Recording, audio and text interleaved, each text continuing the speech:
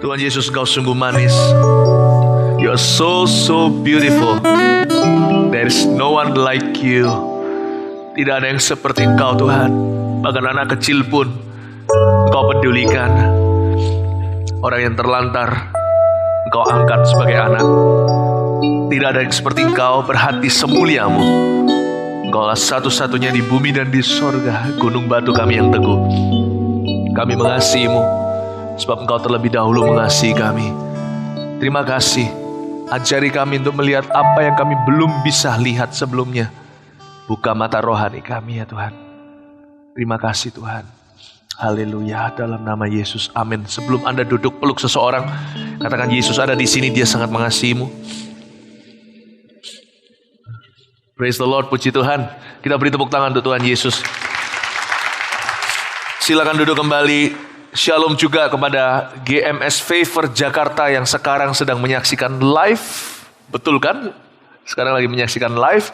Saya bisa merasakan kehadiran Anda di dalam hadirat Tuhan. Mari kita beri tepuk tangan untuk anak kita, adik kita, GMS Favor Jakarta. Beri tepuk tangan untuk mereka. Praise the Lord. Ini adalah doa malam pra FKA 18 di Jakarta minggu depan.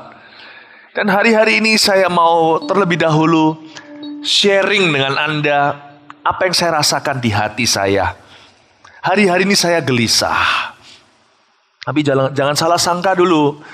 Gelisah saya gelisah yang baik. Saya gelisah sekali. Setiap kali berdoa sendiri, saya nggak tahan. Baik itu di ruang kantor saya atau di kamar tidur saya kudu selalu mau keluar saja. Bukan karena saya tidak kerasan dengan Tuhan, tapi saya merasa agak sedikit gugup, nervous. Bagaimana tidak?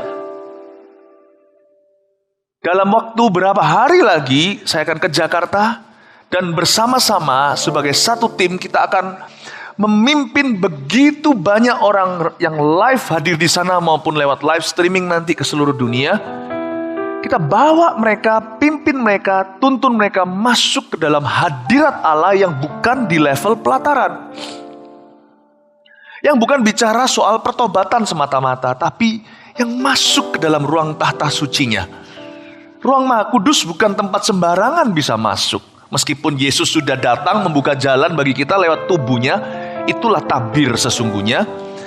Tapi diperlukan persiapan hati untuk bertemu dengan Sang Raja seperti Esther yang mau ketemu dengan Ahasiweros barang cuman semalam, dia dandan setahun.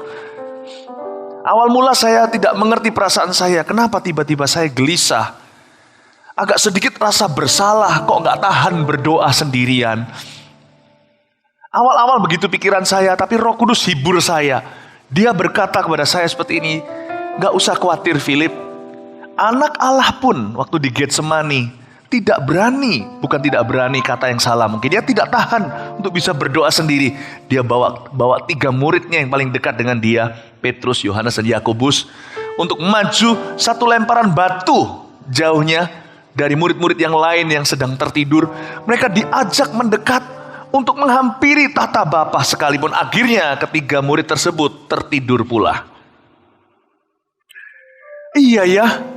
Yesus waktu itu gelisah, tentunya nggak bisa dibandingkan pengalaman Tuhan Yesus dengan pengalaman saya. Saya siapa? Saya cuma kutu. Tapi anak Allah pun pernah merasakan kegelisahan yang luar biasa. Saya juga. Setiap kali mau FKA seperti daging ini mau disembelih. Seperti domba kambing yang pada waktu Idul Adha. Yang besok pagi nasibnya sudah semuanya sama.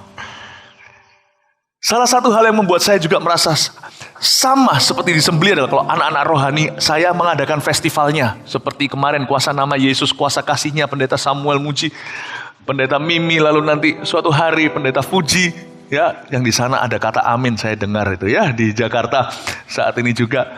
Ya, saya bisa gugup, nervous waktu kuasa nama Yesus itu. Saya dan istri dan keluarga keliling-keliling di dekat supermall sana. Cuma nyetir di mobil puter-puter. Rasanya nervous, kepingin masuk nanti. Kalau saya masuk membuat mereka semakin nervous. Kalau saya masuk nanti ke SSCC membuat huru-hara nanti. Mimi kelihatan saya nanti gimana perasaannya ya kan. Mentornya ada di sana. Tapi hati itu Ya begitulah kalau mau festival. Ini sesuatu yang baik. Saya sebut ini adalah I'm joyfully nervous. Saya gugup secara bahagia. Harusnya begitu loh. Tuhan harus punya efek kayak gitu terhadap anak-anaknya. Siapa di sini yang sudah kenal Tuhan 20 tahun, Tuhan tidak lagi membuatmu gugup? Jangan-jangan suam-suam kuku lagi. Tuhan sudah dijadikan biasa. Pernikahan juga sama kan? Orang-orang yang sudah kehilangan kasih mula apa yang terjadi? Pegang tangan, sudah tidak ada setrumnya lagi. Pandang-pandangan, sudah tidak merasa mau semaput lagi. Udah biasa lu, jangan pandangin gua terus gitu. Ya, jadi risih gitu. Iya, sekarang dimarahin, dimaki. Dulu dicintai kalau melakukan itu. Kalau dipandang sedikit langsung GR hati. Sekarang, annoying sekali. Risih sekali. Ya. God still has that effect on me. Setelah 21 tahun saya melayani dia, melayani hadiratnya, Tuhan masih punya efek itu terhadap saya. Saya masih bisa gugup. Bukan cuman memimpin umatnya, begitu banyak masuk ke hadirat suci, tapi juga seperti Imam Lewi, memikul tabut perjanjian tersebut. Bukan tabut kotaknya yang perlu, tapi di atas tabut itu di perjanjian lama, duduklah Allah pencipta semesta alam. Sekalipun dia tidak bisa diukur size-nya, dunia ini cuma tumpuan kaki, tapi dia mau mengidentifikasikan dirinya dengan umatnya di satu tempat, di satu waktu terhadap sekelompok orang. Dan dia bahkan mau dikotakkan di kotak perjanjian berapa hasta kali berapa hasta itu. Dia mau hadir di ruang maha suci, meskipun tempat itu kecilnya kayak kutu di hadapan dia. Apakah Anda mengira Kemayoran besok JI Expo di sana cukup besar menampung Allah kita? No. Allah hanya hadir kalau ada umatnya yang gugup. Mau datang kayak dulu yang cewek dulu loh, yang di sini sudah menikah waktu dikencanin pertama gitu. Gimana itu sama suaminya sekarang ini? Make up dari hijau mana ada lipstick hijau ya? Ya dari eyeshadow-nya, dari semuanya. Wah sudah sampai kita pakai lipstick aja salah. Aduh kesenggol. Jadi kayak badut begitu ya. Kepanjangan lipstiknya. Pokoknya hapus, tambal, ganti make up dan ganti baju. Hingga bibinya di rumah, pembantunya marah-marah semuanya. Lebaran gak mau kembali. Baju ditaruh gitu, gugup. Wow, kalau ada umatnya yang gugup, yang haus dan lapar, yang nervous dan berdoa, dia hadir. Dan kalau hadir, hai penyakit, siap-siaplah ada tanggal check out. Hai dosa, siap-siaplah cari kereta berikutnya lari ke neraka jam berapa. Hai kuasa gelap, siap-siap cari rumah di tempat gersang di hutan di mana tidak ada manusia. Sebab Allah melalui umatnya yang gugup, yang cinta hadiratnya, yang mempersiapkan diri seperti Esther, yang berdandan, yang sungguh-sungguh menyiapkan segenap hatinya untuk menghampiri dia, akan segera menjadi alat Allah. Allah akan memakai mereka untuk mengusir kamu semua. Hai penyakit, hai dosa, hai kuasa kegelapan. Amin. Saya ngomong begini ini sebenarnya doa malam ini adalah masa-masa dimulainya training. Saya mau training Anda sebelum teknis, saya mau training Anda soal hadirat Allah dulu. Apa gunanya semua metode? Kalau tiang awan, tiang api tidak berserta dengan Anda di tengah-tengah Anda. Tidak ada metode yang pas bagaimana berjalan di tengah lautan.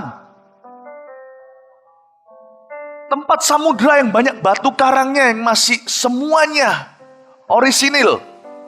Di zamannya Musa.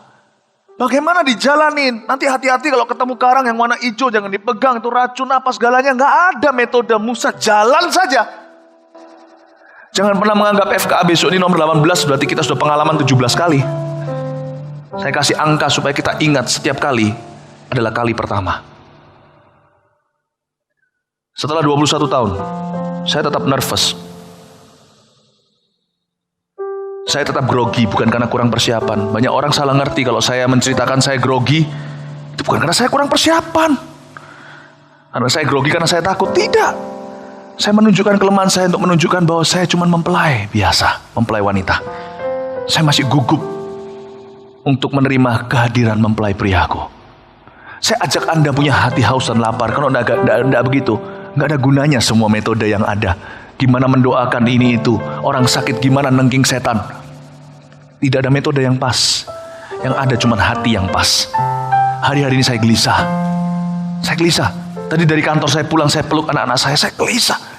Karena itu saya bersyukur sekali untuk kesempatan seperti ini, yaitu adanya doa malam kita bersama-sama. Bukan cuma bertiga, Yohanes, Yakobus, dan Petrus, tapi lebih dari 3 orang. Bahkan ada live streamingnya lagi sampai ke Jakarta. Kita sama-sama nih di kebaktian ini, kebaktian kita bisa berdoa bersama-sama. I was looking forward. Saya sangat menanti-nantikan hari ini. Bukan untuk berkhotbah, tapi untuk sembahyang, untuk berdoa. Saya nantikan doa malam ini loh. Saya nantikan dari tadi.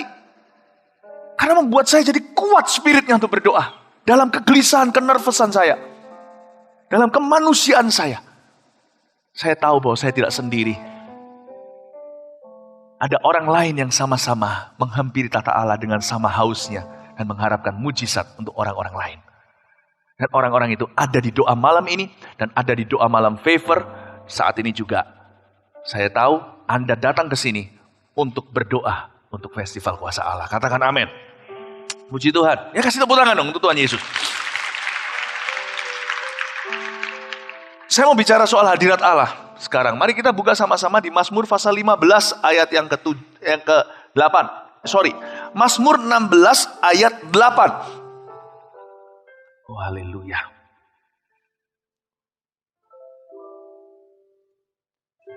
Pembahasan kita cuma 1 ayat saja. Saya jelaskan terlebih dahulu tentang hadirat Allah.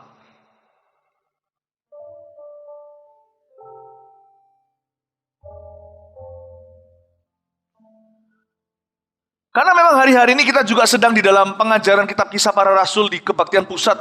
Dan Favor juga ikut. Yang kemarin live streaming itu hari Minggu. Saya beri tema bukan? Kisah Rasul 1-4 sudah kita bahas. Kalau AOG dan Pro M gak ikut di pengajaran itu, nanti lain kali saya akan aturkan lagi. Tapi pembahasan kita di Kisah Para Rasul saya beri judul tema urapan. Waktu kita sekarang buka ayat ini tetap dengan Alkitab terbuka di tangan kita, saya mau jelaskan sedikit perbedaan urapan dan hadirat. Hadirat Allah. Saya tidak percaya seseorang bisa langsung diurapi tanpa terlebih dahulu masuk hadiratnya. Jangan-jangan urapan seperti itu urapan terpaksa. Aku mengusir setan demi namamu Tuhan. Aku menumpangkan tangan dan orang sembuh. Tuhan berkata, aku tidak kenal kamu. Hai kamu yang pembuat kejahatan, enyah ke dalam api neraka. Kok bisa pertanyaannya orang itu doain sembuh dan sebagainya? Bisa aja. Bisa aja. Karena Tuhan berbelas kasihan dengan orang lain yang membutuhkan. Jadi urapan itu kadang-kadang bisa nyasar. Sekali-kali bisa. Karena itu jangan pernah kita menakar hubungan kita dengan Tuhan berdasarkan apakah hari ini kalau saya melayani, apakah ada orang yang memuji atau tidak. Kalau hari ini saya melayani, apakah ada mujizat atau tidak. Kadang-kadang mujizat terjadi tidak ada hubungannya dengan saudara, dengan Anda dan saya. Sama sekali. Karena Tuhan menjawab doa orang itu. Sebelum saya bicara soal urapan untuk melayani, saya mau ingatkan bahwa yang lebih penting dari itu, sekolah dasarnya adalah Anda dan saya harus punya persekutuan tak putus-putusnya dengan hadirat Allah. Tinggal di dalam hadiratnya. Menghargai hadiratnya. Hidup di dalam hadiratnya. Kenapa Tuhan suruh orang tadi yang menyembuhkan dan bernubuat itu enyah ke dalam lautan api? Karena dari sejak dulu lama sekali, orang itu sudah putus hubungan dan tidak lagi mencari hadirat Allah. Pikirannya cuma profesional gimana melayani. Seorang pengkhotbah bisa khotbahnya bagus kalau dia belajar dan sekolah mungkin. Dan orang lain pasti dapat sesuatu yang namanya firman yang dibagikan. Tapi sebenarnya kalau Allah pakai dia sekali-kali seperti itu, tidak sebanding apabila orang itu memutuskan untuk tinggal dalam hadiratnya. Maka orang itu tidak cuma dipakai sekali-kali, orang itu akan dipakai dengan luar biasa sekali. Dan seterusnya. Mereka akan berjalan makin lama makin kuat hendak menghadap Allah di Sion, Mazmur 84. Supaya tidak bingung ya, saya jelasin sedikit. Urapan itu harus keluar dari hadirat. Sebelum Daud menumbangkan Goliat, dia dengan kecapinya di halaman belakang papanya menggembalakan domba rumah dan keluarga dia. Dan dia bersekutu dengan Tuhan, lahirlah banyak mazmur. Kita nggak tentu bisa main gitar atau menyanyi, nggak apa-apa. Tapi ada hati yang menyembah, yang suka masuk hadirat Allah. Waktu Tuhan membutuhkan Daud, setiap saat, setiap waktu, mudah sekali dia diurapi. Asal ada kebutuhan di depan dia, ada tantangan, rintangan sekaligus. Kalau Daud ada di sana, Tuhan langsung kirimkan urapannya melalui tubuhnya dan tumbangkan Goliat. Jangan pandangannya ke mujizat. Miliki keyakinan dan persekutuan dengan hadirat Allah dulu. Jangan langsung ke SMA, SMP dan SD dulu. Fondasi itu perlu. Kalau enggak gitu nanti suatu hari kita dapat perintah enyahlah. Nah itu cilaka kalau itu terjadi, celaka. Orang yang berkata aku menyembuhkan demi namamu, harusnya menyembuhkan lebih banyak lagi andai kata dia tidak putus hubungan dengan Allah. Nggak cuma terjadi sekali-kali, bahkan bayang-bayangnya bisa menyembuhkan nanti. Orang yang berkata aku bernubuat demi namamu, kata-katanya akan jauh lebih memberkati karena dia tidak perlu menyandung siapa-siapa. Setelah berkhotbah membuat banyak orang-orang jadi tambah tidak percaya Tuhan setelah itu. Orang yang berkata aku mengusir setan demi namamu, lebih banyak kali ini bukan setan aja yang diusir. Neraka bisa tutup karena hidupnya. Andai kata kita menghargai hadirat Allah, jauh lebih luar biasa buahnya, bukan 30 kali ganda, tapi 100 kali lipat. 100 kali ganda, bukan cuma lipat. Saya mau ajak kita untuk melihat kepenuhan itu terjadi lewat hadirat dulu, belum urapan. Raja Saul, diurapi enggak? Diurapi dia. Tuhan sekali urapi, masih ada sisa-sisa urapannya. Tradisi sejarah mengatakan, mungkin masih ada 14 tahun kemudian Saul masih mengalami afterglow, seperti lampu itu dimatikan kalau tadi nyalanya terang sekali. Masih ada sisa-sisa cahaya, bukan? Kalau Anda di tempat gelap, lampu dimatiin, cepat-cepat lari, karena masih ada sisa cahaya, Anda tidak terantuk kakinya dengan batu. Atau dengan dinding, Anda masih bisa mencari jalan keluar, atau pintu di mana. Saul waktu glow-nya, waktu dia punya kilauan mulai redup, itu masih ada waktu 13-14 tahun. Dia masih berkemenangan lawan Filistin. Filistin gak bisa apa-apain dia. Tapi dasar memang kalau orang sudah tidak bersekutu dengan Tuhan ya, orang yang sudah exit dari hadirat Allah cepat lambat akan binasa. 14 tahun kemudian Saul bunuh diri. Jangan mana tertipu dengan mujizat. Kalau itu terjadi padamu, apakah itu masih terjadi dengan kekuatan hadirat Allah 100% atau cuma sisa-sisa? Sisa-sisa pengenalanmu hari yang lalu akan Tuhanmu. Jangan-jangan Anda masih bisa terus dipakai Tuhan sampai 14 tahun kemudian tiba-tiba hancurlah hidupmu. Itulah yang membuat saya hari ini bertahan 21 tahun. That presence has preserved me. Hadirat itu telah memelihara aku. Pak Yohanes, Bu Lipi kenal saya dari Yohanes lebih lama lagi. Dari tahun 93 nih. Dari 94. Persis 20 tahun kita kenal ya. Dia kenal saya dari sejak saya pelayanan di Kopeng, Jawa Tengah. Dari sejak pelayanan hingga hari ini. I'm still a man of the presence. Saya tetap adalah seorang hamba hadirat itu. Bukan hamba urapan semata-mata. Betul ya Yohanes? Itulah sebabnya Tuhan masih bisa pakai saya. Bukan karena saya layak, tapi karena saya melekat dengan dia. Lebih tepatnya, dia terus mau menerima saya dalam hadiratnya. Kalau setiap kali saya masuk. Be a man of God's presence. Jadi jangan pernah berpikir, aduh aku belum bisa mengadakan mujizat dan sebagainya.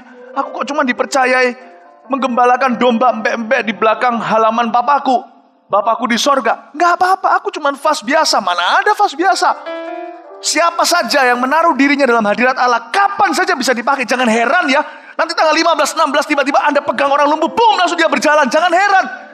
Daud itu dari dia pegang bembeknya ayahnya, sampai dia tumbangkan orang terkuat sejagat raya. Nggak ada proses, nggak ada wisuda. Langsung dialiri urapan begitu saja. Dan gak berhenti di sana. Dia tambah dipakai, semakin dipakai, tambah luar biasa. Sehingga kemenangannya terdengar di mana-mana. Di mana dia menerobos orang Filistin dan menghancurkan menjadikan mereka porak-poranda. Dia terus dipakai, tambah dipakai, dan terus dipakai. Rahasianya bukan terletak di urapannya. Rahasianya terletak di hubungannya dengan Allah. Luar biasa. Dan detik di mana dia mulai lupakan hal itu, dia mulai angkat kaki dan berkata, aku memang dipakai, memang aku jagoannya mujizat. Berjalanlah dia di atas sotoh suatu hari. Tidak lagi bersekutu dengan Allah. Matanya mulai liar ke sini dan ke sana. Jatuhlah dia ke dalam dosa dengan Batsheba. Ketika dia merasa urapan membuat dia kebal, dia tidak lagi menjadi a man of the presence. Tidak lagi menjadi hamba hadirat. Maka matanya tertuju kepada dirinya, apa yang dia telah capai. Dan dia mulai mengukur dirinya, berdasar dirinya, bercermin dengan diri sendiri. Maka dia bangga dengan apa yang dia capai. Dia merasa dia cukup kuat, jatuhlah dia. Kalau kita tidak boleh berbangga dengan apa yang sudah kita capai, Anda yang di Jakarta contohnya, jangan merasa down. Jangan merasa minder kalau belum pernah ada satupun mujizat yang terjadi lewat tangan Anda. Kalau yang pernah terjadi lewat tangan saya aja saya nggak boleh banggakan, itu nggak ada urusannya dengan saya. Berarti orang yang nggak pernah dipakai sama sekali. Hati-hati. Tanggal 15 dan 16 di FKA, Anda jamah tangan Anda, letakkan tangan Anda ke satu mata seseorang, mata yang buta akan melihat untuk pertama kali. Dan itu akan menjadi mujizatmu pertama kali minggu depan. Bisa mengerti kebenaran ini? A man of the presence. A man of the presence. Jadi urapan itu harus keluar dari hadirat.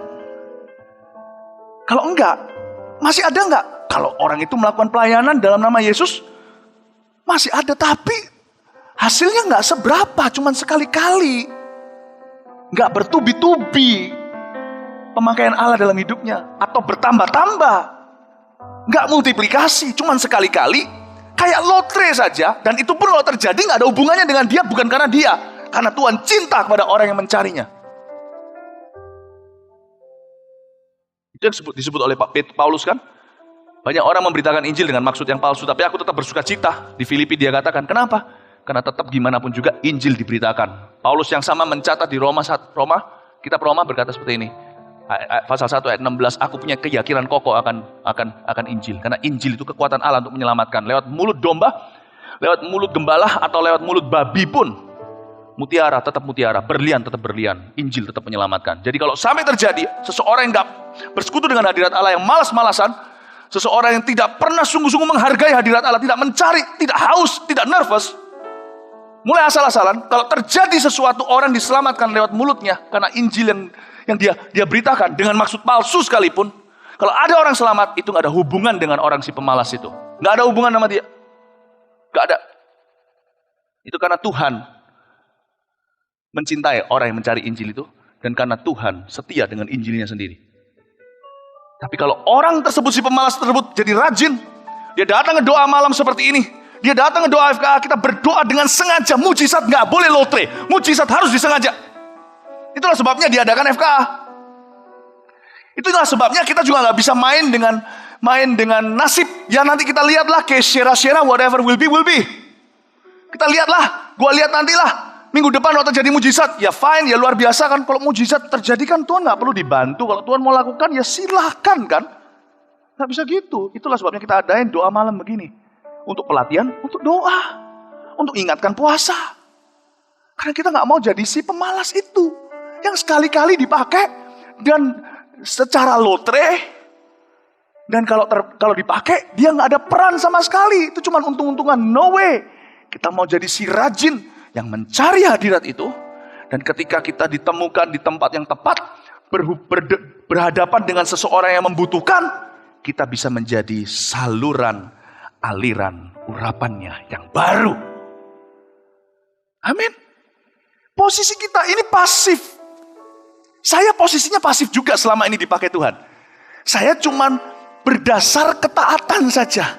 Itulah satu-satunya yang saya bisa lakukan bersama dengan Tuhan. Sisanya Tuhan sudah selesaikan di kayu salib. Dia berkata sudah selesai, finish. Gak bisa ditambahin lagi. Cuma satu, ketaatan karena kasih. Dan itu membuat saya punya kaki selalu pergi ke tempat yang tepat, di waktu yang tepat, ketemu sama orang tepat, akhirnya jadi alat yang tepat.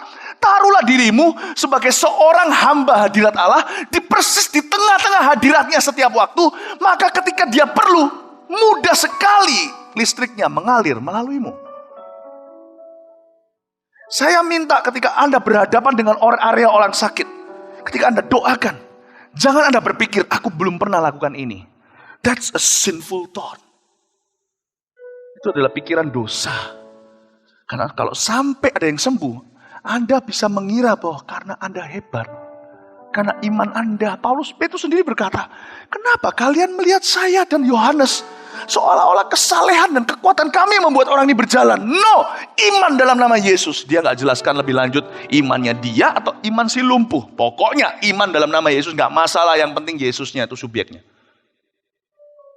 Jangan pernah berpikir seperti itu. Letakkan dirimu selalu di pusat, di porosnya kehendak dan hadirat Allah selalu. Dan taat. Suruh doain ya doain. Gak usah dengar suara.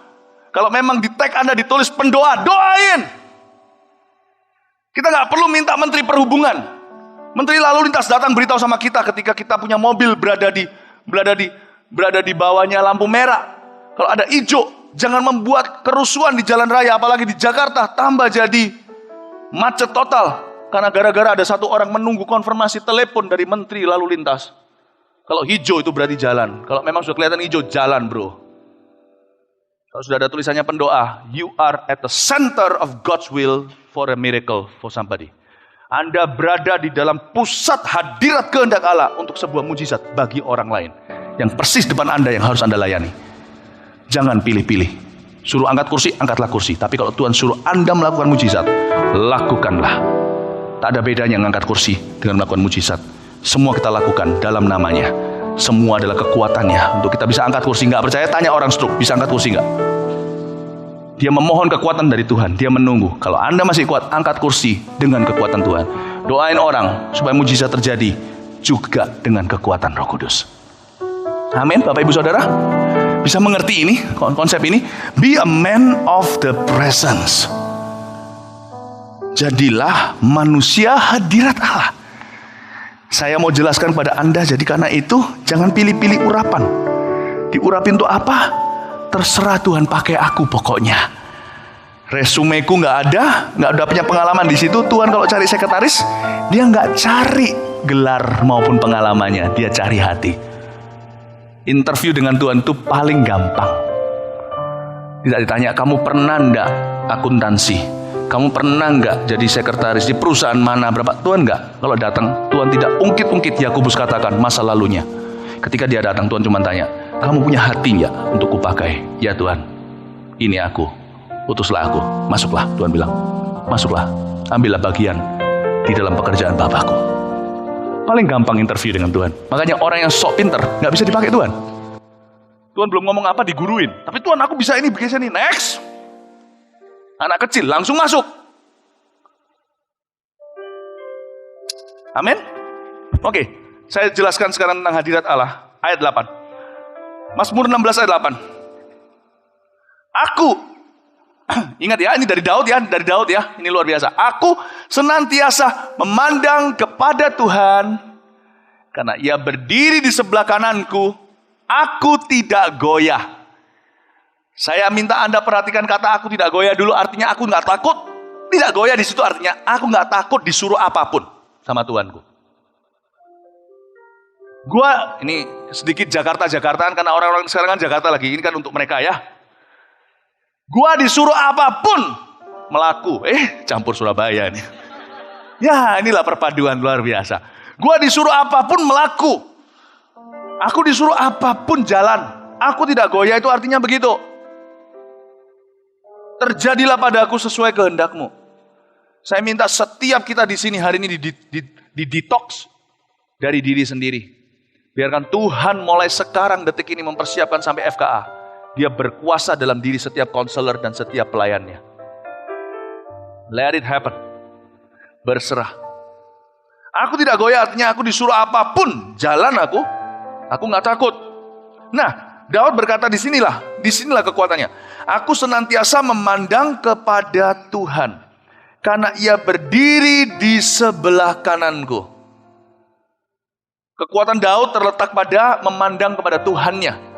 Sebab kalau kita memandang pada diri sendiri, selalu merasa kurang, betul?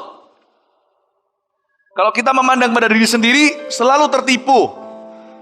Perkataan saya bisa atau nggak bisa selalu tidak pernah terjawab dengan pas. Tapi aku memandang kepada Tuhan. Aku memandang kepada Tuhan.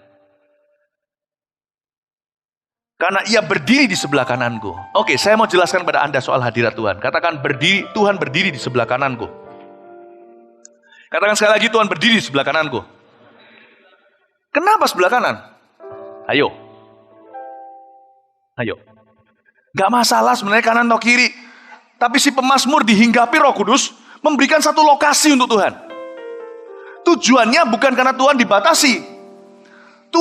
Tujuannya adalah membuat hati umatnya pasti. Tuhan punya alamat. Sejak Mazmur ini dijadikan, Tuhan punya alamat. Dia yang tak beralamat. Sorga cuma tempat duduknya. Dunia ini cuma tempat taruh kakinya. Satu saja, bukan dua. Nggak cukup dua. Memberikan alamat pada dirinya agar dia mudah dicari. Aku di sebelah kananmu. Amazing ya. Tuhan mau di lokasi itu loh. Kok mau ya? Dengan kata lain, mulai hari ini, Anda jangan lagi, kata Roma, merengek-rengek, bertanya siapa yang bisa menarik Tuhan turun dari sorga? Siapa yang bisa mengangkat dia dari tempat orang mati? Firman itu dekat padamu, dia ada di mulutmu. Roma pasal 10. Saya mau jelaskan pada Anda satu. Cara kita berhubungan dengan hadirat Allah atau cara kita mengerti hadirat Allah. Satu, terimalah hadirat Allah sebagai kebenaran dalam kehidupan anak-anaknya. Satu, kebenaran. Hadirat Allah untuk anak-anaknya itu sebuah kebenaran. Sekali-kali aku tidak pernah menolak kamu. Sekali-kali tidak pernah meninggalkanmu.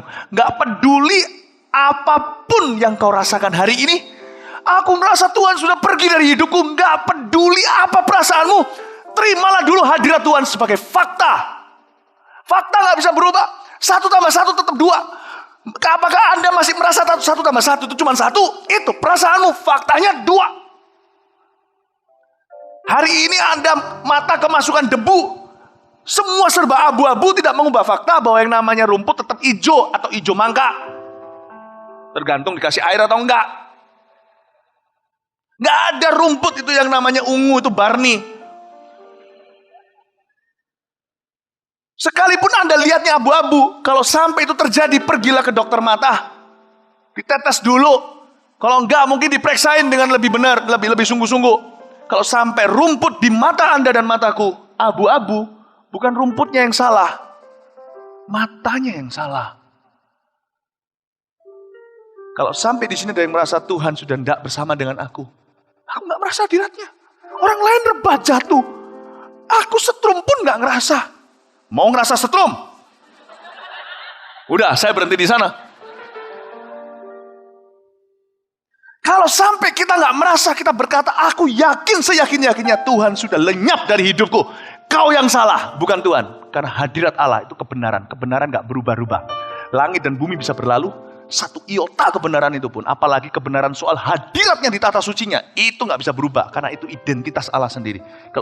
Kalau kebenaran yang lain bisa berubah pun, kebenaran ini yang terakhir dalam antrian untuk diubah. Karena Allah tidak bertukar bayangan. Kalau dia berkata, aku hadir dalam hidup anak-anakku. Aku gak pernah menolakmu. Kalau engkau percaya Yesus adalah Mesiasmu, aku gak akan pernah meninggalkanmu senantiasa sampai akhir zaman. Terimalah itu sebagai fakta. 1 tambah 1 sama dengan 2. Terimalah itu. Gak perlu dipikirin, gak perlu digumulin, gak perlu minta peneguhan, gak perlu minta pengalaman. Amin. Tuhan di sebelah kananku. My goodness. Dia gak lari, gak. Dia tetap di sebelah kananmu. Lalu yang kedua, bagaimana cara kita berhubungan atau mengerti hadirat Allah? Ini akan berhubungan nanti dengan FKA. Saya beri Anda fondasinya. Ini kayak training mujizat dalam waktu sekejap. Cuma dalam waktu 1 minggu semua mengerti. Ini luar biasa. Menciptakan pembuat mujizat dalam sekejap mata. Anda tidak perlu mengalami 4 tahun seminari. Sekali khotbah ini Anda harus langsung seperti orang sudah diwisuda dari sekolah teologi. Selamat. Yang kedua, terimalah hadirat Allah itu sebagai, yang pertama sebagai kebenaran kan? Fakta kan? Yang kedua, setiap pengalaman dengan hadirat Allah itu penghiburan. Yang pertama adalah kebenaran, kedua penghiburan. Hadirat Allah ada macam yang kedua. Yang pertama adalah fakta. Itu nggak perlu Anda merasa. Yang kedua, ini bisa merasa. This is the tangible presence of God. Ini hadirat Tuhan yang dinyatakan. Saya sebut itu penghiburan. Karena dari waktu ke waktu, kita pasti akan merasakannya. Tuhan itu baik. Hadirat Tuhan nggak cuma sekedar pengetahuan. Karena di level pertama sebagai fakta, dia pengetahuan. Dan pengetahuan perlu loh. Siapa bilang di sini pengetahuan nggak perlu? Kita butuh. Kalau kita nggak punya pengetahuan yang benar, kita pun perbuatannya akan salah. Ekspektasinya akan salah melulu. Kita harus punya pengetahuan dulu. Hadirat Allah itu adalah fakta, itu kebenaran nggak bisa berubah. Seperti fakta. Bahwa dia selalu bersama dengan saya. Yang kedua, hadirat Allah juga bisa saya rasakan sebagai penghiburan. Saudara tahu nggak? Dari waktu ke waktu Tuhan akan izinkan Anda mengalami hadiratnya. Mungkin di tempat sendiri ketika Anda sendirian, atau waktu Anda di gereja atau di tempat umum sekalipun. Saya pernah merasakan semuanya itu. Saya mau beritahu, di sini dikatakan Tuhan berada di sebelah kanan. Anda pernah baca nggak ayat-ayat di mana Tuhan menjelaskan sekarang dari sisinya beliau? Aku memegangmu dengan tangan kanan. Kok bisa ya? Kok kanan be kanan ya? Agak nggak match loh nih. Bisa ke sini sebentar. Ya enggak mau ya sudah. Sini. Kalau saya panggil langsung. Enggak boleh ini. Ya. Bayangin kalau manusia panggil pun cepat. Kalau Tuhan panggil, kalau kita mungkir, enggak akan. Sebelah kanan. Kalau contohnya, Ko Philip berdiri di sebelah kananmu. Betul, ini sudah posisi kita betul? Dan memegangmu dengan tangan kiri dong. Pasti ada sesuatu yang salah tuh. Tapi Tuhan selalu kalau pegang dengan tangan kanan. How come? Pernah mikir gak? Karena dia pegangnya begini. Gak apa-apa lah, jangan, tenang aja. Dia tidak pernah berada di sampingmu, dia selalu berhadapan denganmu. Dia selalu menoleh untuk tangan kanannya memegangmu, sementara dia berada di sebelah tangan kananmu. Dia harus menoleh, seolah-olah merangkul, berhadap denganmu, mendekat kepadamu. Our God is a personal, intimate God. Terima kasih. Tuhan berkati. Lain kali, maju langsung kalau saya minta. Amin, kasih tepuk tangan dong. Ini dia nervousnya bukan main ini. Itu namanya joyful nervousness. Anda bisa mengerti? Karena Tuhan itu senang sekali dari waktu ke waktu menghibur anaknya dengan sebuah pengalaman dengan hadiratnya. Supaya anaknya yang tinggal di dunia ini, karena Allah memang gak kelihatan, dia roh kan. Tuhan tahu bahwa sekarang hidupku bukannya aku lagi, tapi Yesus dalamku. Hidup yang kuhidupi sekarang, kuhidupi dengan iman di dalam Dia yang mengasihi aku, anak Allah yang mengasihi aku. Dia tahu bahwa kita itu iman tanpa melihat. Tapi dari waktu ke waktu, karena Dia adalah Allah yang intim, Allah yang pribadi, Dia ingin memberimu pengalaman yang baru. Untuk dari waktu ke waktu mengingatkan dan menghiburmu, menguatkanmu.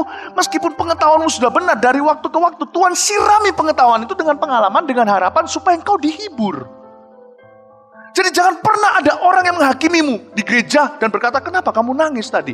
Jadi Anda malu, Anda justru usir hadiratnya dengan berkata, lain kali jangan begini lagi. Nangislah, orang sebelah gak ngerti. Ya sudah, wong penghiburan tuh Tuhan tujukan ke Anda kok, bukan orang sebelah Anda kok. Hadirat itu kalau diberikan, sambutlah, itu akan bertambah-tambah. Itu penghiburan. Penghiburan itu sifatnya seperti pewahyuan. Ketika terjadi saudara, kita merasa seolah-olah baru tahu kalau Tuhan itu hadir di hidup kita. Itu loh. Sama dengan khotbah. Kalau khotbah itu diurapi sama Tuhan. Ketika Anda dengar itu seolah-olah itu kebenaran kayak baru. Padahal kalau dipikir-pikir lagi, itu semua sudah ada di dalam kategori pengetahuan yang kau miliki loh. Nggak ada yang baru. Ketika pewahyuan diberi, mata disingkapkan, Anda seperti mendengarnya untuk pertama kali. Wow, aku nggak pernah tahu seperti ini. Padahal Anda sudah tahu terus terang. Dalam pengetahuan Anda nggak ada yang asing. Sebagai anak Tuhan, Anda pegang Alkitab, Anda sudah tahu segala sesuatu. Karena itu Paulus berkata, kalau orang yang dipenuhi sama Roh Allah tidak dinilai, dia menilai segala sesuatu malah. Kadang-kadang Tuhan kasih pengalaman gitu. Saya pernah ngalami di tempat publik, tempat umum. Saya pernah ceritakan dulu. Saya berada di kota Batu, dekat Malang. Saya dengan teman-teman. Tiba-tiba saya dielus-elus. Kepala saya itu dielus-elus. Saya kira ini rumah ada hantu. Tapi kok setiap kali saya dielus, saya merasakan damai. Gak mungkin hantu memberi damai. Gak percaya tanya sama si Mbak Yul. Yang ngesot-ngesot itu membuat hati jadi gelisah. Gak mungkin, dan setiap kali saya dielus-elus begitu, saya merasa seperti ingin sekali injilin, peluk teman-teman saya yang di depan saya itu, saya mau injilin mereka. Waktu itu saya sama teman-teman yang belum kenal Tuhan, saya masih adalah anak Tuhan yang baru lahir baru. Saya dielus-elus. Dan kenapa teman-teman saya yang lain gak ngalami? Gak apa-apa.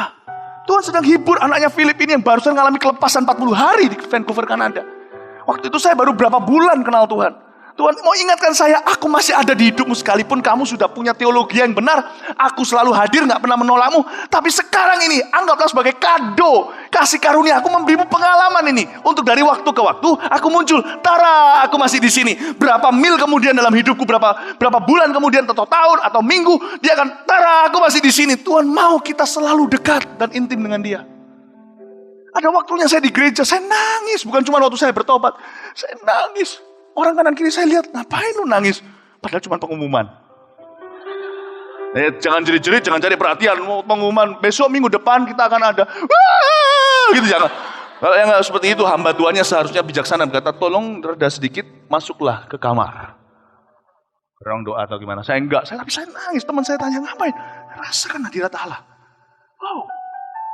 Wow, itu penghiburan.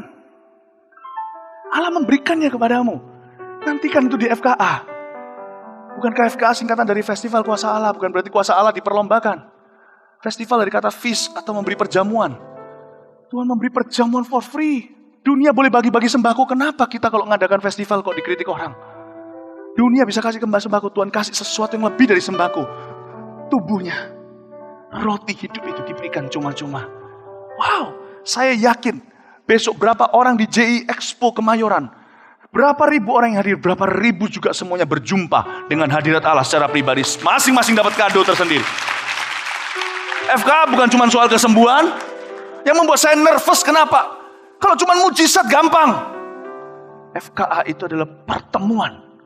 Jumpa dengan Tuhan satu persatu. Wow, dan kita ditaruh di tempat center. Untuk membuat semua itu terjadi. Bukan membantu Tuhan, tapi untuk memastikan semua terkendali. My goodness, what an honor. Kehormatan yang kayak apa itu? Jangan pernah remehkan sebuah kebaktian. FKA bukan kebaktian biasa. Itu seperti goncangan Bethesda. Akan ada satu waktunya. Saya berdoa, kegerakan tidak pernah mati. Kalau kita semua mati, Tuhan belum datang kembali. Saya berdoa akan ada orang-orang yang berani melanjutkan dan berkata, aku mau seperti Imam Lewi. Angkat tabut perjanjian itu, masuk ke generasi dan negeriku. Soalnya banyak orang mengadakan ini dan itu, bagi sembako semua ikut-ikut. Semuanya gak cuma agama Kristen, semuanya. Semua itu perlu, kita harus bantu orang-orang miskin. Tetapi aku gak selalu bersama denganmu dengan kapasitas seperti ini, kata Yesus. Aku gak selalu begini. Tuhan lawatlah kembali generasi kami. Saya berdoa GMS selalu berani untuk berdiri di posisi itu. Sekalipun disalah ngerti, kita bawa perjanjian itu. Seperti zaman Musa, tiang awan, tiang api. Tabul perjanjian itu, mereka berani pikul. Setelah itu, di zaman Maleaki, nggak ada tuh. Saya berdoa itu tidak akan pernah terjadi. Kita akan berani terus mengangkat itu. Amin. Dua penghiburan. Yang ketiga apa? Mau tahu nggak ketiga apa? Ketiga ini pengurapan. Ini pengurapan. Tuhan berdiri di sebelah kananku. Tuhan berdiri di sebelah kananku. Aku tidak goyah. Ini pengurapan. Berkali-kali saya cuma sekarang buka kartu sama Anda ya. Kartu as saya buka.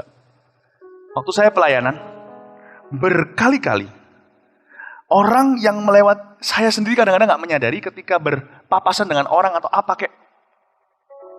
Saya pernah berapa kali diizinkan Tuhan untuk melihat secara langsung seperti seolah-olah seseorang berjalan di sebelah saya. Saya ngerasakan waktu saya pelayanan di FKA berkali-kali saya buka kartu asing. Di waktu saya berada di atas mimbar, ada waktunya saya berkata jalan hati-hati. Saya merasa di sebelah saya ada yang jalan. Itu adalah pengurapan saya. dalam bentuk hadirat Allah yang jalan di sebelah kanan saya untuk melayani bersama dengan saya, melalui saya. Pernah sekali saya datang di sebuah tempat, orang yang jalan di sebelah kanan saya rebah. Saya terkejut di Kaohsiung contohnya. Enggak cuma kanan kiri, jangan pernah berkata Tuhan fanatik dengan sebelah kanan. Enggak loh ya. Semua mata arah angin timur, barat, utara, selatan milik Tuhan. Saya masih ingat waktu itu suatu hari saya di Kaohsiung, waktu saya jalan melewati itu orang-orang di jamaah Tuhan. Saya nggak tahu ada bayang-bayang nggak waktu itu. Saya nggak mau tiru-tiru, tetapi yang pasti di ruangan itu hari itu mungkin saya nggak kelihatan bayang-bayang gimana, tapi where I walk, he walked. Pelayanan itu indah, pengurapan itu. Pengurapan mengubah dari seorang disciple menjadi apostle. Saya tidak mengajarkan kita semua jadi rasul, tapi kita semua, apalagi gereja kita visinya adalah kerasulan. Mengubah seorang disciple jadi apostle. A disciple, seorang murid, itu mengikut Yesus. Seorang rasul itu tidak berubah hierarkinya loh ya. Tetap Yesus adalah master atau tuannya, kita hamba ya. Tapi Yesus ikut rasul-rasul itu. Ketika di mahkamah agama, semua orang di mahkamah itu berkata, mereka melihat Petrus dan Yohanes sebagai pengikut Kristus. Dalam bahasa aslinya, mereka melihat kemiripan dengan Yesus. Mereka bisa melihat Yesus ngikutin mereka. Saya masih ingat pada waktu di Kaohsiung. Bertahun-tahun yang lalu, saya jalan itu orang rebah. Saya kaget, saya cuma jalan. Jadi takut jalan. Tuhan, saya bilang, Tuhan kau lakukan ini untuk apa? Untuk tunjukkan aku atau mereka? Tuhan bilang, none. Ada waktunya di mana kita melayani, kita harap seperti itu terjadi kan. Saya juga nggak mulainya langsung gitu. Saya melayani Omar Ridbrook, saya masih ingat. Seorang yang selalu tolak Injil yang saya bawa di rumah Jompo, Kanada. Saya harap kalau bisa Tuhan langsung muncul itu, langsung buat dia tobat gitu loh. Kalau memang Tuhan ada di sebelah kananku, muncul dong, langsung tobatin dia dong. Mulut kurang ajar berbicara seperti itu. Saya berkata, Tuhan sekalipun aku tidak melihat, aku percaya. Saya layani Omar Ridbrook 2 tahun. Dia nggak komentar apa-apa. Layani nggak bisa. Setiap kali saya capek, Tuhan bilang sama saya ayat ini, aku di sebelah kananmu. Tapi saya berkata dari tadi di sebelah kanan, tapi kok kau lah tolong aku kan gitu kan. Kepinginnya kan begitu, langsung muncul kan beres. Malah ada suster di sana yang ateis banget di Kanada. Masuk tahu saya nyanyi-nyanyi dengan gitar lagu God is so good. Dia tertawa dan berkata, don't believe nonsense. Bisa punya hati teganya gitu loh. Orang Indonesia kan minimal kalau gak suka kan simpen di hati. Ngomong di belakang. Ini ngomong di depan. Ngomong sama Omar Ridbrook-nya.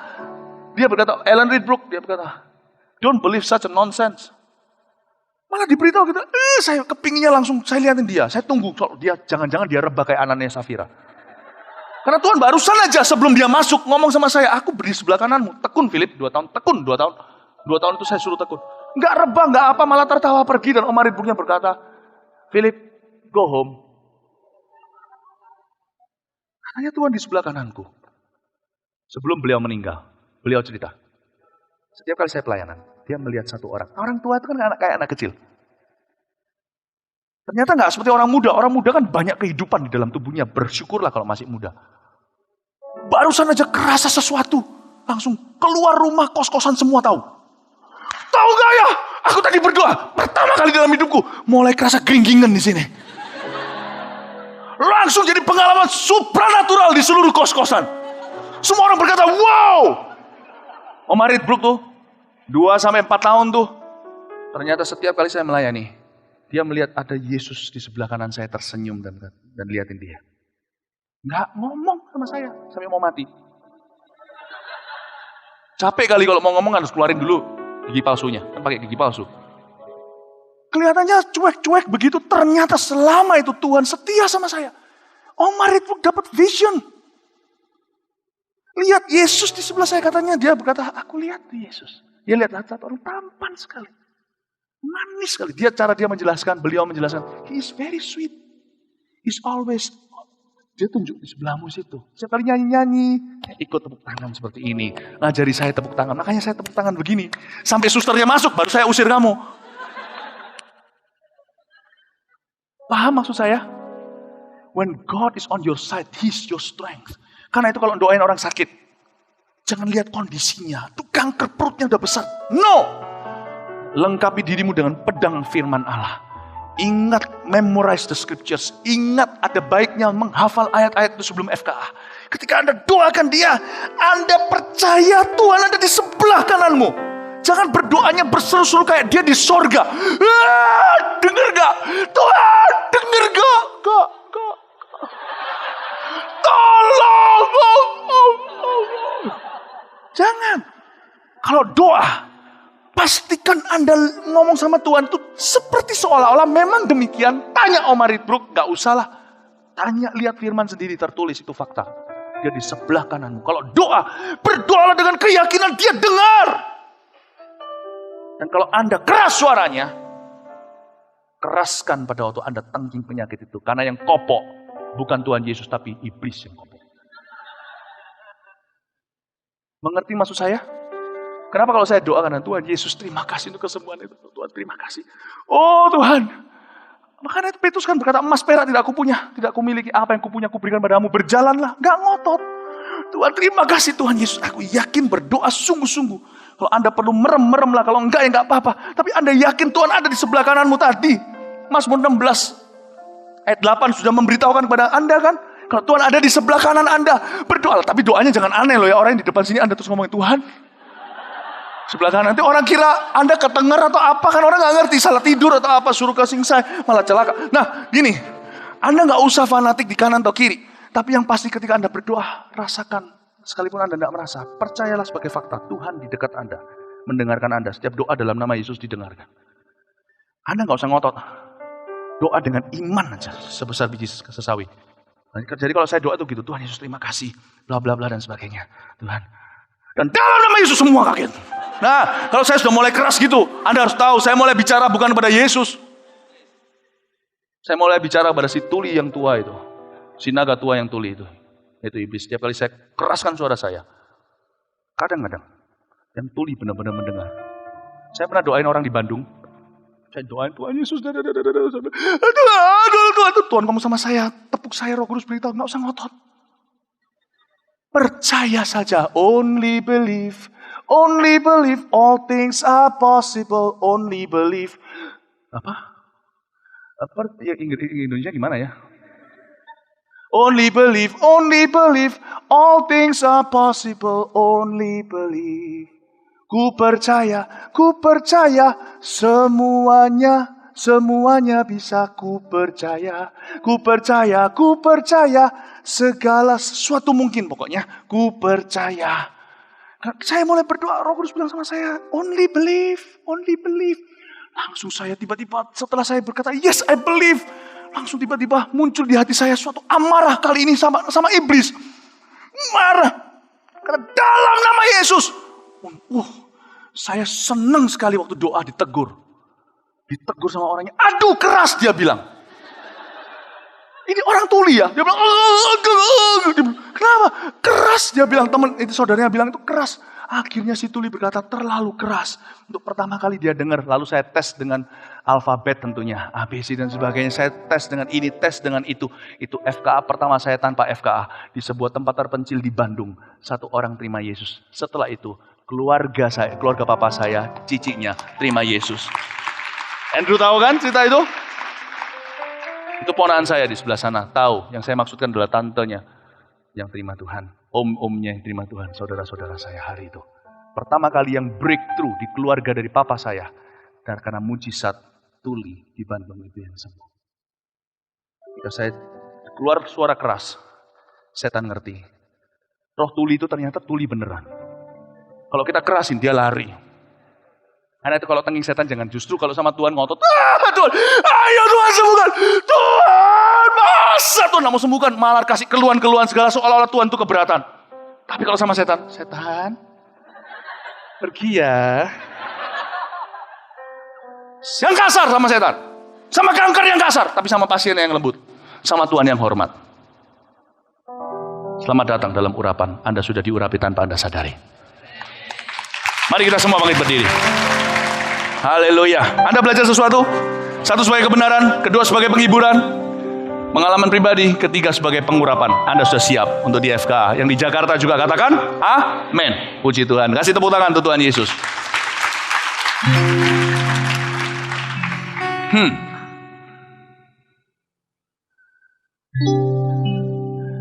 berapa kebaktian berikutnya? Jam 10. Pak Adrian Sarwono akan melayani. Beliau sudah bersama dengan saya pergi ke sekeliling ke seluruh dunia. Boleh dikatakan salah satu orang Mount Sharon yang telah bicara di audiens internasional di mana-mana. Sampai orang Inggris, orang China, orang segalanya itu malah justru adalah seorang volunteer. Dengarkan dia punya hati untuk FKA. Salah satu pengurus FKA, saya sudah serahkan semua visi-visi itu untuk dia sharekan malam ini nanti untuk doa semalaman ceria. Dan juga yang di Jakarta, Pak Fuji nanti akan berdoa. Pak Fuji adalah, tahu nggak, FKA ini cuma advertisement-nya aja. Suatu hari Anda akan melihat Pak Fuji, orang-orang seperti ini, Ko Fuji yang di sana. Ini orang-orang yang jauh lebih, Tuhan selalu beritahu sama saya, the better men are coming after you. Orang-orang yang lebih baik akan datang setelahmu. I'm just a good advertisement. Saya cuma reklama yang baik aja yang membuat semua orang mau produk itu, kasih karunia. Tahu nggak, lakon-lakonnya itu datang belakang, bahkan bukan saya, orang-orang seperti Ko Fuji. Anda perlu dengar nanti yang di sana, doa semalaman nanti di sana, ya, di Jakarta. Toh pulang sekarang nggak ada gunanya, macet. Tapi sekarang kita nggak usah terburu-buru, tergesa-gesa. Just enjoy a little bit, okay? The presence of God. Sedikit furskot kata orang-orang Surabaya, sedikit deposit. Saya tidak tahu Tuhan akan suruh saya apa sebentar, tapi saya merasa pelayanan saya malam ini tidak berakhir di firman, tapi ada impartasi. I don't know what, I just be prepared. Asyir-asyir juga, kalau bisa yang live streaming juga, kalau bisa jangan putus hubungan dulu, lanjutin aja terus, nggak apa-apa, ya. Oh, thank you Lord. Tuhan berdiri di sebelah kananku, kata Alkitab. Apa kata firman tadi? Aku senantiasa memandang kepada Tuhan, karena Ia berdiri di sebelah kananku. Aku tidak goyah. Tuhan terima kasih. Untungnya Tuhan itu maha besar. Kalau tidak gitu, sungguh di sebelah kanan saya seperti penterjemah, pasti pusing. Saya keliling-keliling terus kalau khotbah. Sebentar kanan, sebentar kiri. Tapi Tuhan, Kau sabar sekali dengan hamba. Kau mau mengurapi dan menyertaiku. Terima kasih Yesus. Kumohon Kau sertai mereka. Kumohon Kau sertai mereka ya Tuhan. Haleluya. Thank you Lord Jesus. Haleluya. Rindu selalu Bersamamu, tinggal di dalam kediaman-Mu, oh Tuhan, sebab ku sukai hadirat-Mu. amin. Tak ingin ku Terpisahkan dekat denganmu, itu yang ku rindukan.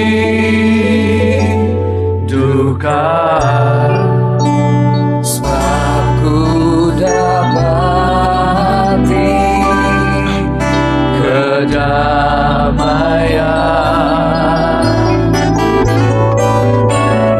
ku nikmati keindahan dan keagungan-Mu, oh Tuhan.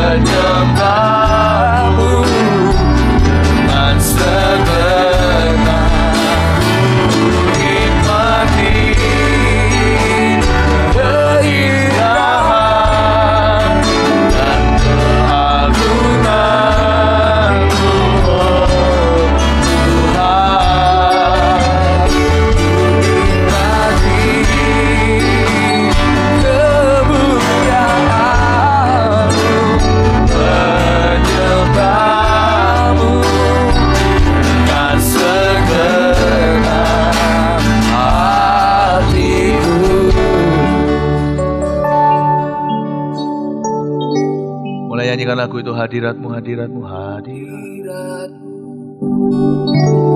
Hadiratmu Nyanyikan dengan lembut saja itu, Tuhan. tempat kesenanganku. Dengan lembut saja.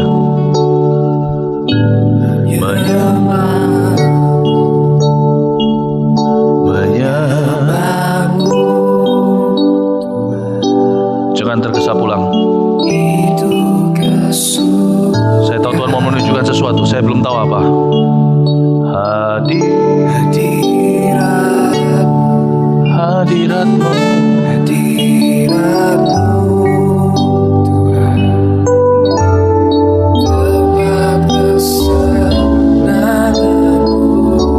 Hadiratmu, menyembahmu, menyembahmu.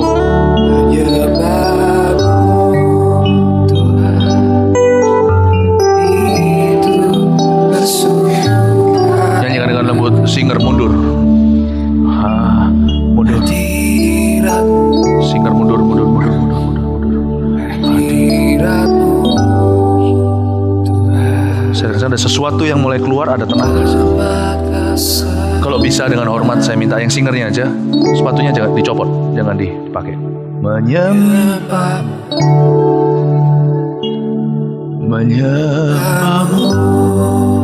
Tuhan,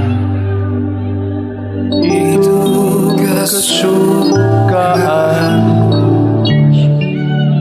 Hadirat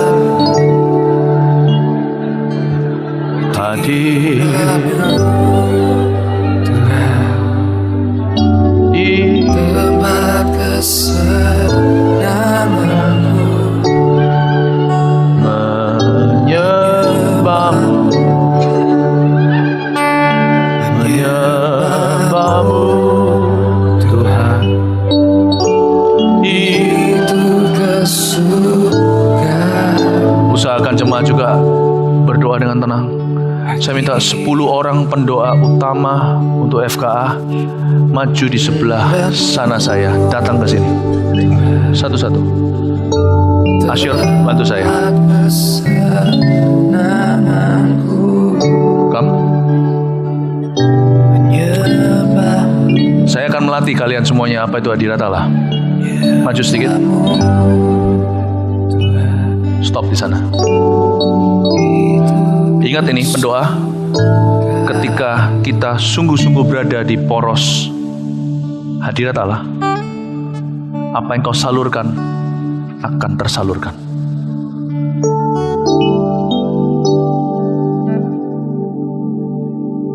In the presence of God there is fullness of joy, the light of the presence. Bahkan tidak perlu kita berusaha dengan kekuatan kita. Simple, I will teach you. Saya di sini, Anda di sana. Cukup dengan tangan saya dari sini. Saya, apa yang saya berikan, Dia berikan.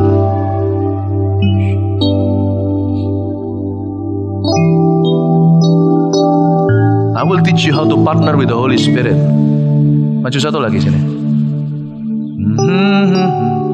Tuhan urapi catcher-catchernya agar mereka memiliki jubah khusus untuk mereka tidak rebah ketika mendekat. Mereka bisa melayani sampai terakhir, baru nanti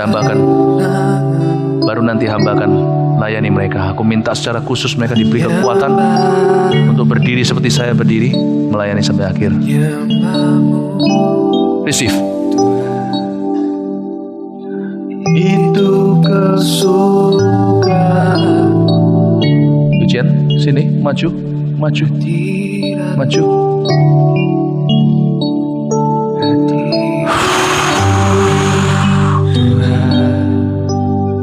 You come.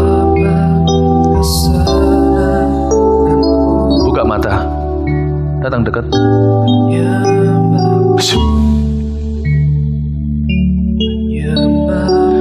Bukan karena saya sakti, saya hebat, tapi saya berada di persis di tengah-tengah hadirat dan kehendaknya. Otoritasku datang dari persekutuan. Datang mendekat.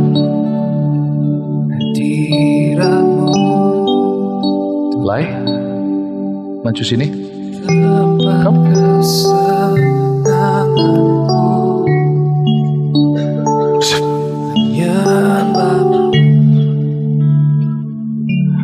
Menyembahmu Tuhan itu.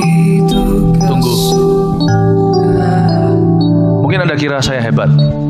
Saya akan ajari lagi langkah keduanya. 10 pendoanya dulu. Alkitab tadi katakan Tuhan berada di sebelah mana? Stop there, right there, stop. Di sebelah mana? Kanan, tunjuk. Sebelah kanan saya mana?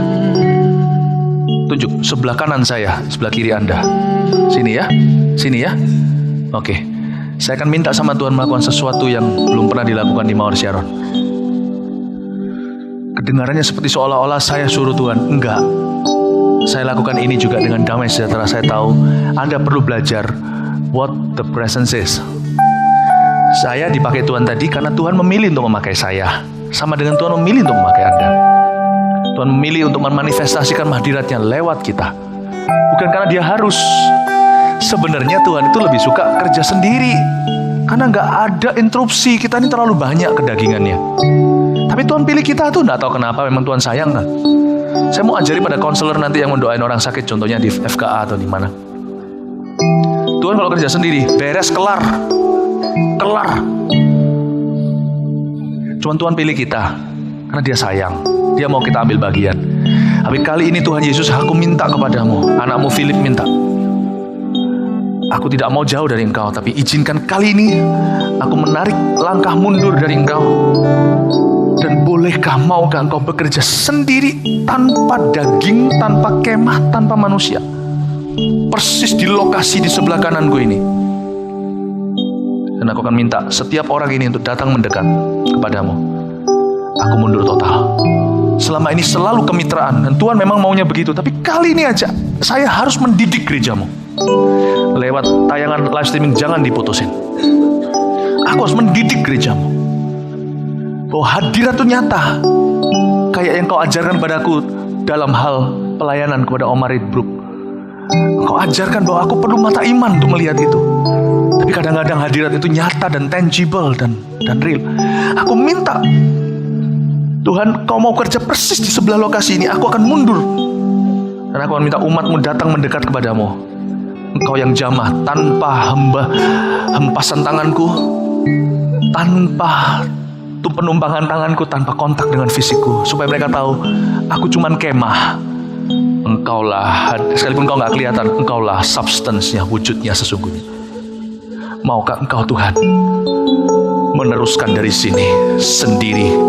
Hamba Philip tidak ikut, hamba mundur. Saya minta yang belum doain dari sana maju, satu-satu nanti nunggu. Jangan ada yang gerak. Yang sebelah sana ke sebelah situ. Saya minta dibagi jadi 2 arah. Tuhan akan demonstrasikan hadiratnya.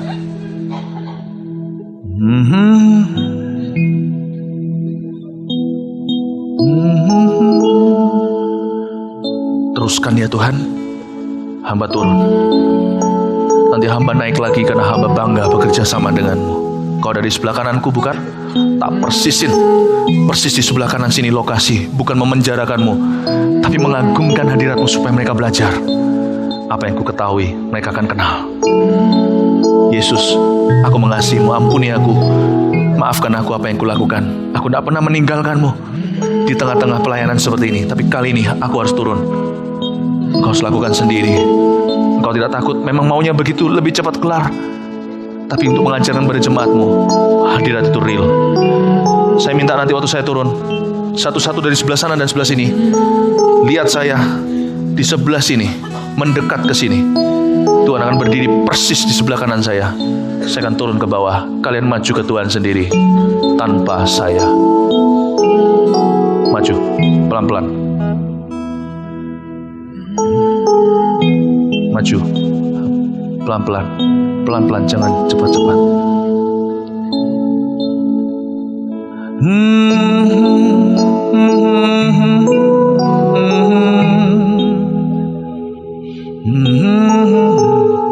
Lali maju, satu-satu. Dari kanan kiri maju.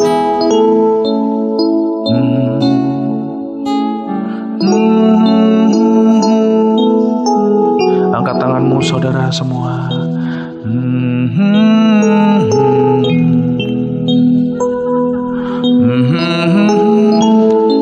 Tuhan tidak kelihatan bukan? Tapi dia ada bukan? Saya di mana? Saya di mana? Maju satu-satu. Maju. Pelan-pelan jalannya.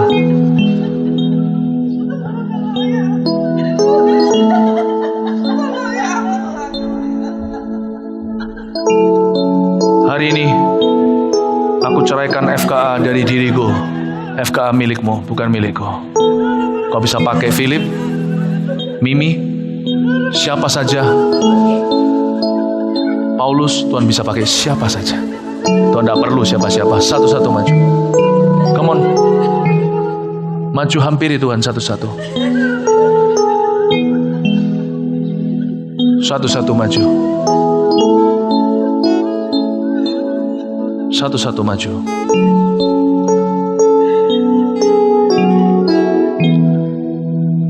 Yang mau ke Papua, 18 orang akan pelayanan kesembuhan di Papua minggu depan. Maju ke atas, Mac, bawa 18 orangmu. Maju hampiri Tuhan satu-satu. Dari sebelah kanan dan sebelah kiri.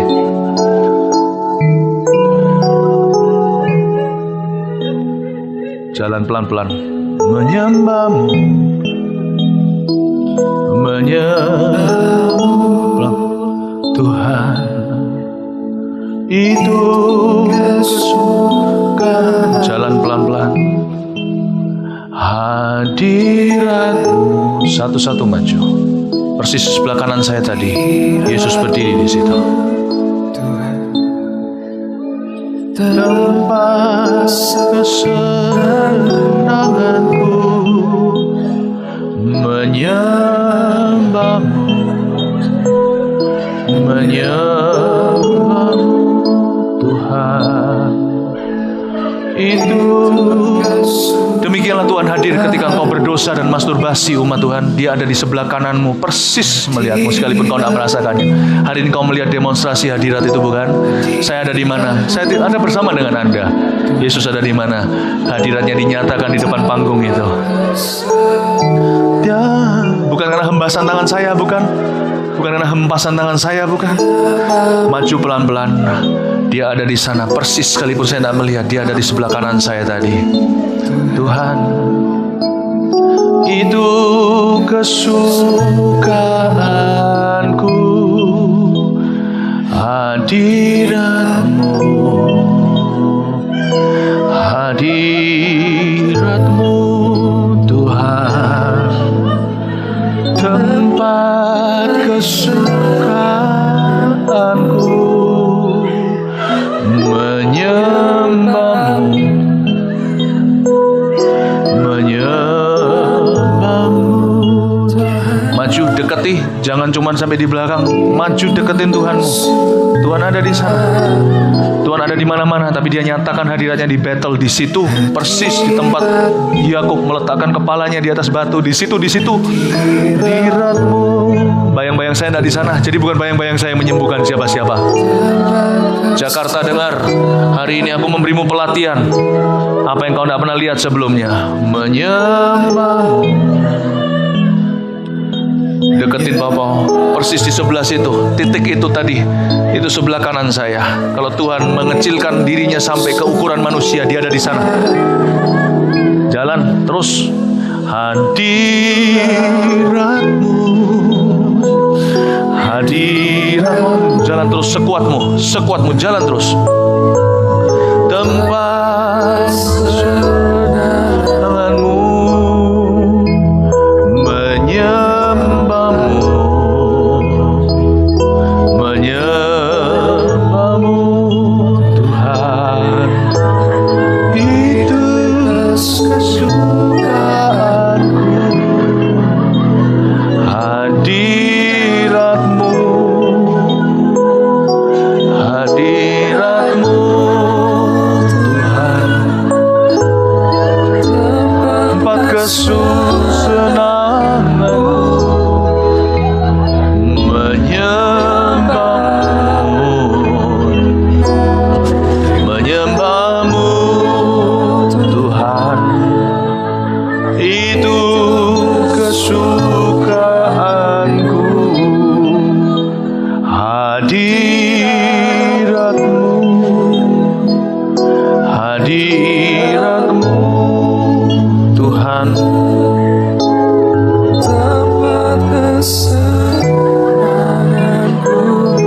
Sudahkah engkau belajar sesuatu? Sudahkah engkau belajar sesuatu? Tuhanmu dan Tuhanku tak perlu engkau dan aku. Dia memilih bekerja melaluimu. Setiap orang yang mau datang ke FKA, nanti ikut ke FKA, yang ikut secara fisik pergi mission trip, maju ke sini sekarang, saya mau doakan. Bawa barang pribadinya, jangan ditinggal. Angkat tanganmu.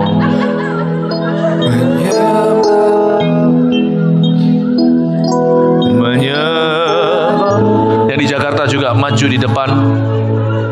Fuji, tolong Fuji berdiri di depan umat Tuhan. Lakukan seperti yang saya lakukan. Hadirat-Mu, hadirat-Mu Tuhan, tempat kesenanganku, menyembah-Mu. Tuhan, mulai hari ini sudah jelas FKA bukan tentang manusia pembicara. Engkau bisa pakai siapa saja, nanti siapapun juga bisa menyembuhkan. Hadirat, angkat tanganmu, kedua tanganmu saudara, terimalah urapan baru dalam nama Yesus. Ananku menyembah-Mu, menyembah-Mu Tuhan, itu kesukaanku. Hadirat-Mu, hadirat-Mu Tuhan, tempat kesenanganku, menyembah-Mu, menyembah-Mu Tuhan, itu kesukaanku. Hadirat-Mu, hadirat-Mu Tuhan, tempat kesenanganku. Sembah Dia, sembah Dia. Menyembah-Mu, menyembah-Mu Tuhan, itu kesukaanku. Hadirat-Mu, hadirat-Mu Tuhan, tempat kesenanganku, menyembah, menyembah-Mu Tuhan, itu kesukaan. Sembah Dia.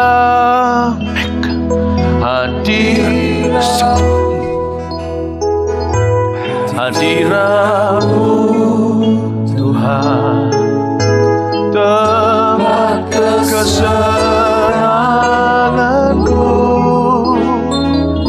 nyembah-Mu, sembah Tuhan, menyembah-Mu Tuhan, itu kesukaanku.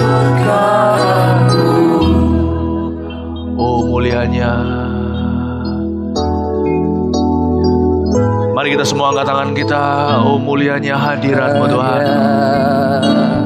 Katakan sama-sama. Hadirat-Mu,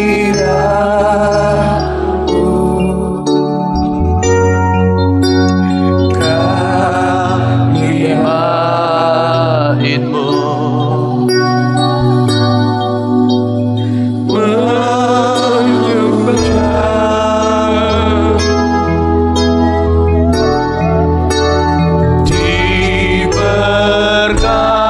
diberkati Kau Tuhan.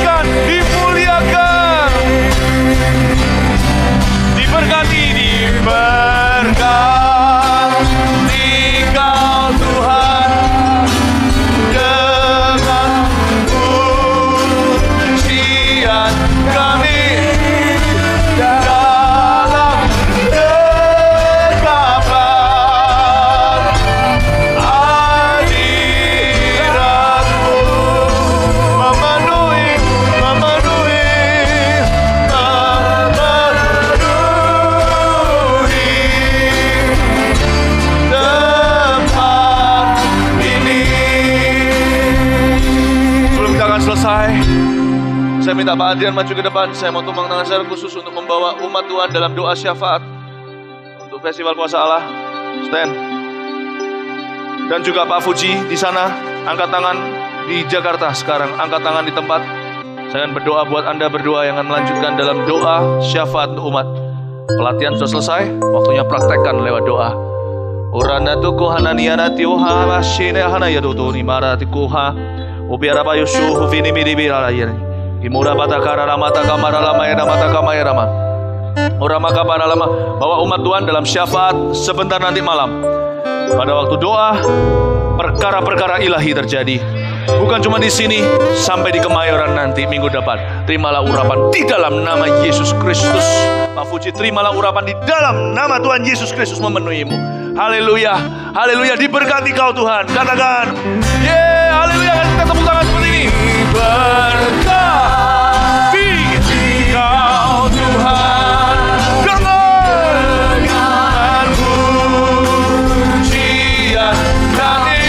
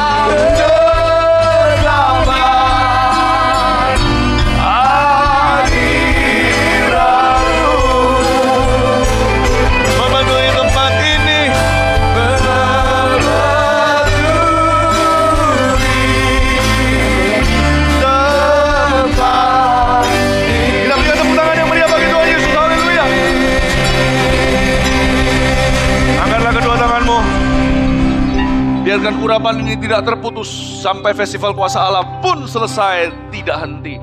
Tuhan akan memakai, membangkitkan penyembuh-penyembuh yang baru.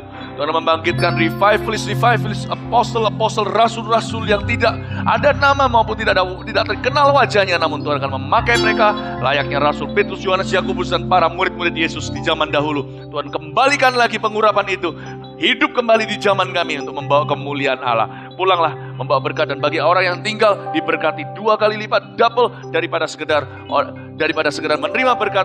Bagi kita yang pulang juga Tuhan menyertai, memberkati, dan yang tinggal untuk berdoa Tuhan berkati berlebih-lebih. Terima kasih ya Tuhan Yesus, terpujilah namamu. Diberkati lagi MS Favor juga supaya Anda menjadi GMS Favor Jakarta menjadi seperti bintang di langit, pasir di tepi pantai. Demikian banyak ya anak-anak rohanimu, keturunanmu dan keluargamu pun akan diperbanyak, dimultiplikasi oleh Tuhan Yesus. Demikian pula jemaat GMS Pusat tidak pernah dilupakan Tuhan. Anda telah menjadi mitra sejak dari dahulu kala. Tuhan sayang dan setia. Tuhan selalu ada di sebelah kananmu, menguatkanmu, memegangmu dengan tangan kanan yang memberi kemenangan. Pulanglah membawa kata-kata hikmat, pulanglah membawa kata-kata iman, pulanglah membawa pembaharuan dan penyertaan Allah yang belum pernah kau rasakan akan segera digenapi dalam penggenapan-penggenapan setelah ini. Di dalam nama Yesus, Tuhan memakaimu dan Tuhan akan berjalan bersama denganmu sampai Dia datang. Haleluya, yang percaya katakan amin. God bless. Amen.